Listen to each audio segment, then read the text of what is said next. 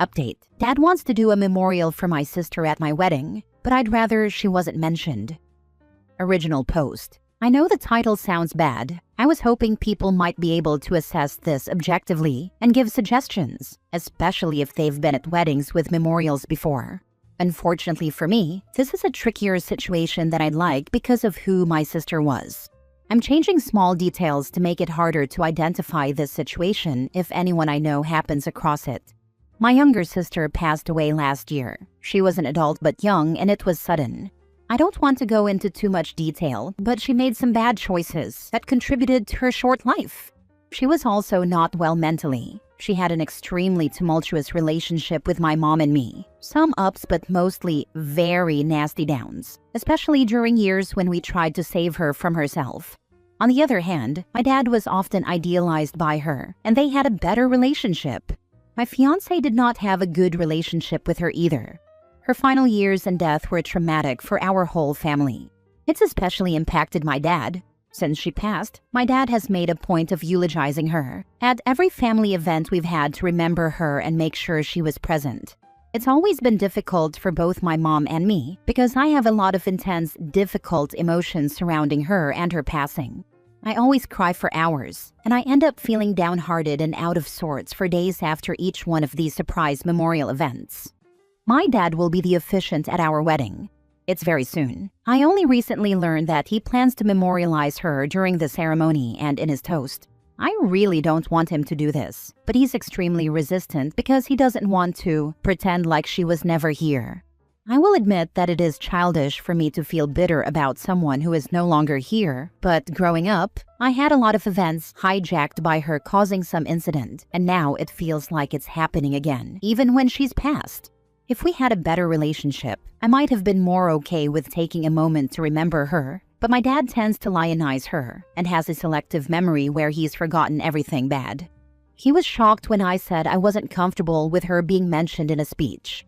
Outside of my own baggage, my fiancé certainly doesn't want her mentioned. This is not just a my side of the family event like the previous memorials. I also fear it will bring down what's supposed to be a happy time and make the guests sad or uncomfortable. I want to try to compromise with him by having my mom, he and I wear yellow jewelry in discreet places to remember her. Yellow was her favorite color.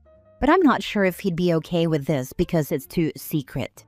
Long story short, how can I let my dad feel like we're honoring my sister's memory without upsetting my mom, my fiancé, and myself too much to enjoy the day? I'm at a loss, and it's hard for me to approach this objectively.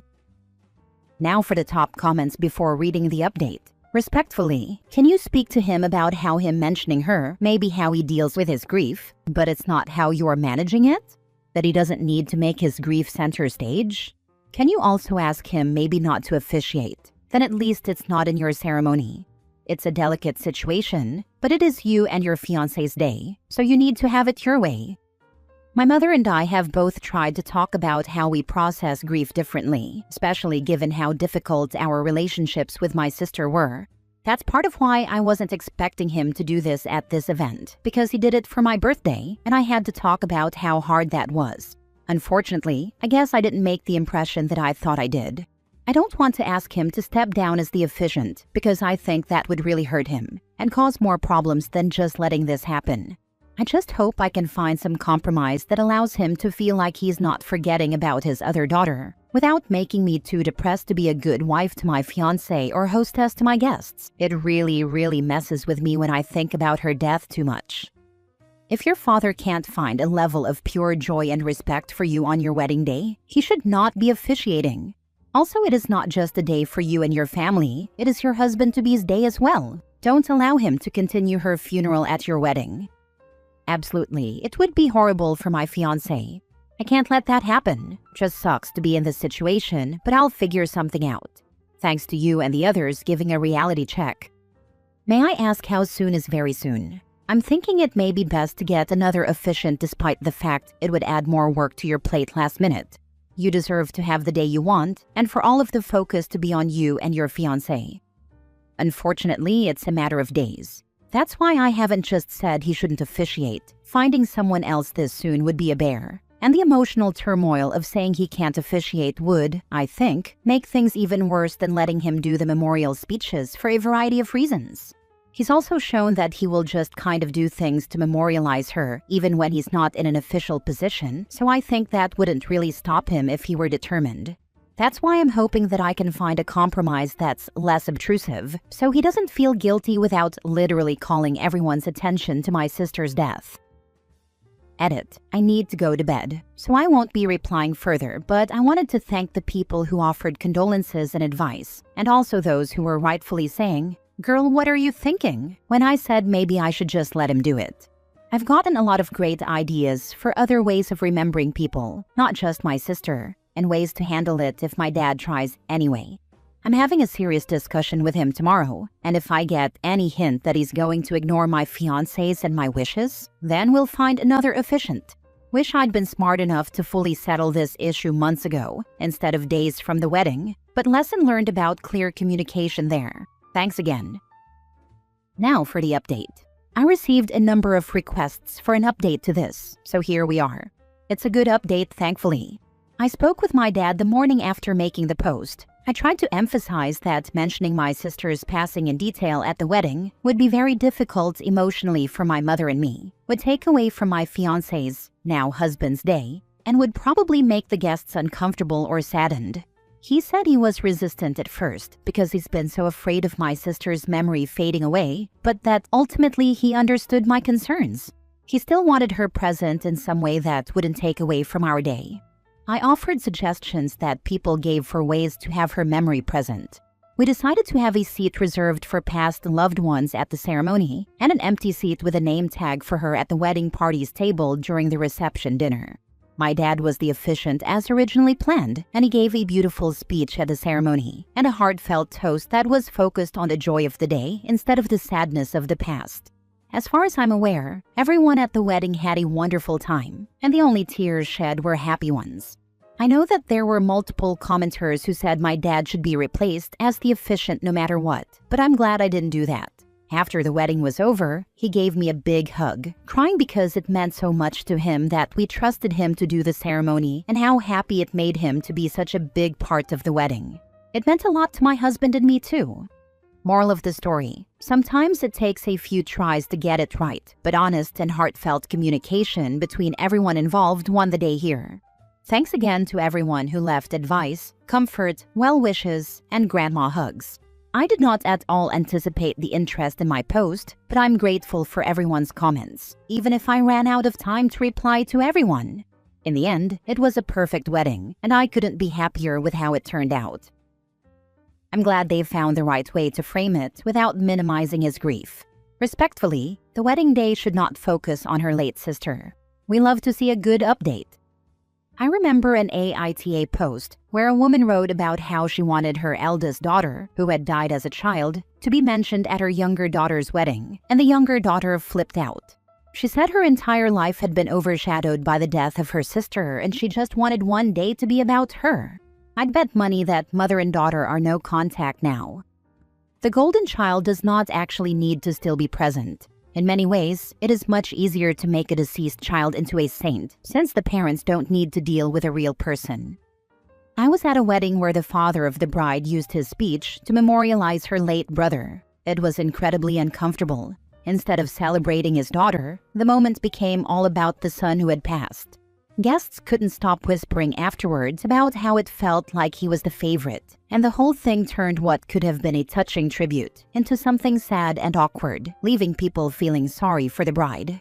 I'm glad this bride didn't have to deal with that and got her happy day. At mine, my father-in-law talked about my wife for about 5 minutes, and then his time in the Navy for another 20, and what it means to be a true patriot. Her family was mortified, and most had their hands on their mouths, or were frantically making gestures to shut up already. He was essentially just trying to be selfish. Dude just couldn't write a speech. Next story. Am I the a-hole for telling my dad I'm changing my name and that I don't exist to be the reincarnation of his mother? 1 month before my mom discovered she was pregnant with me, my paternal grandmother passed away. When my parents found out I was a girl, my dad insisted they name me after my grandmother. As I got older, it became clear I look very much like my grandmother. As a kid, the references and comparisons were nice. I enjoyed hearing stories about my grandma. The comparisons were always complimentary. And then I hit my later teen years. I started doing some things that my family didn't agree with. I chose a college and career path that my dad was not fond of. He began comparing me to my grandmother, but not in a good way. He made it clear I had to live up to her legacy. He said I was going to let her down if I didn't do things the way she had. I was freaked out by this and refused to change what I was doing. And then it continued. I grew out of certain hobbies and was scolded by my dad and his brothers because your grandma enjoyed those. I'd say I didn't anymore, and they'd insist I had to like them because I was just like her. That honestly made me even more done with the hobbies. Before, it was because I simply lost interest and gained new ones. Now, it was because I didn't want to do anything she had, because clearly it'd be held over me for life. When I was in college, I cut my hair differently, and again, they had a freak out. It was at this point that I entered therapy and realized that for years, they had basically been treating me like the reincarnation of their mother.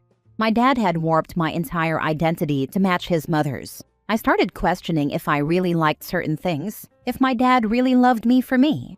So, I started exploring myself, trying new things. My dad continued to get upset. Potentially the biggest upset is when I started going by a shortened version of my name. My full name is Lorraine, but I started going by Rain. Some friends had called me this in high school and college as a nickname, but I fully embraced it. My dad and his brothers refused to call me that and would get upset if anyone did. Then I dyed my hair. I still look like her in a face, but my hair was constantly compared to hers, and I know it was a kick to my dad and uncles. I explained why I was doing all of this, and they called me dramatic, but the comparisons never stopped. Now, I'm 27 and I'm getting married next year. My dad recently asked me if I was going to change my last name.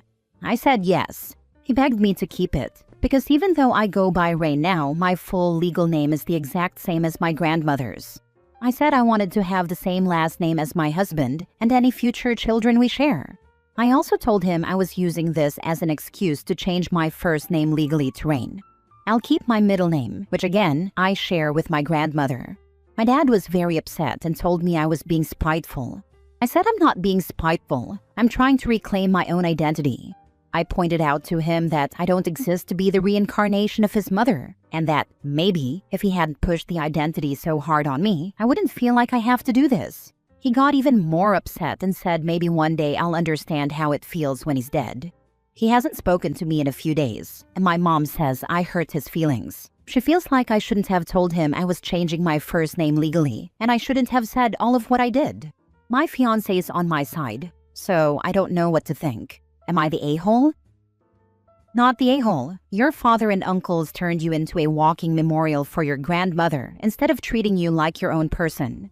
Your mom is an idiot for allowing him to do this to you. People who turn their children into walking memorials and living monuments to their dead relatives suck. Tell your dad, don't worry, when you die I won't name anything after you. Not the a-hole. It's weird because he keeps hinting I should name my first son after him. My husband is also a junior, and we've both agreed that our kids will be receiving their own unique names. His family understands. My family is not happy that I won't use any of their names. I'm curious, what has your mom and her family thought about all this? Have they even tried to get them to stop comparing you to your father's mother? My mom would tell them not to compare me to her, but they didn't listen. She just thinks I'm being insensitive because I'm actually upholding the boundary. Her family respects me going by Rain and doesn't compare me to her. Some of them knew her and say she isn't worth the hero worship my dad and his brothers give her.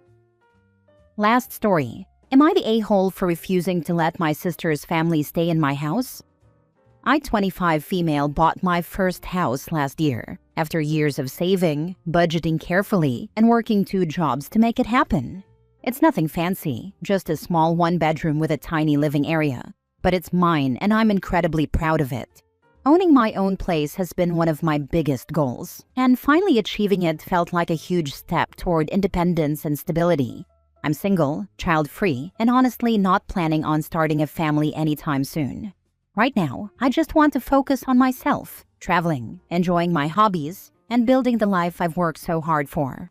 A few weeks ago, my older sister, 32 female, called me in a panic. She said their landlord had raised their rent unexpectedly and they couldn't afford it.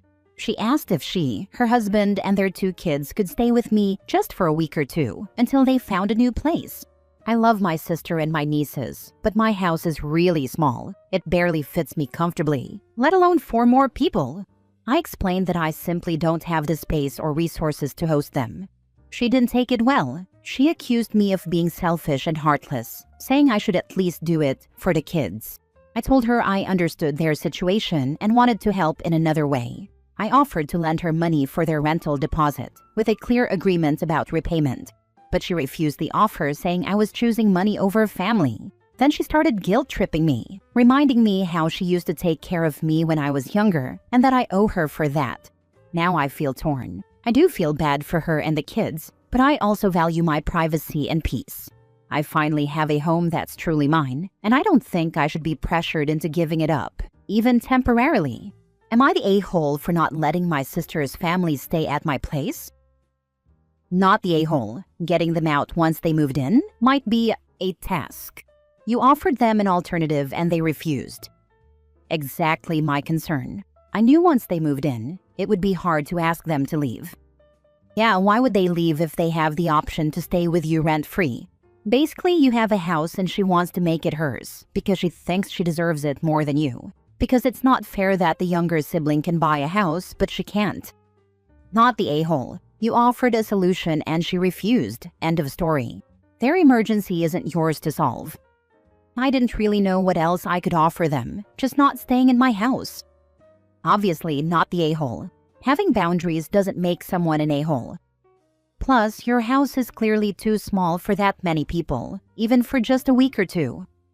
We all know 1 to 2 weeks equates to 6 months to a year. 6 months turned into 3 years for me.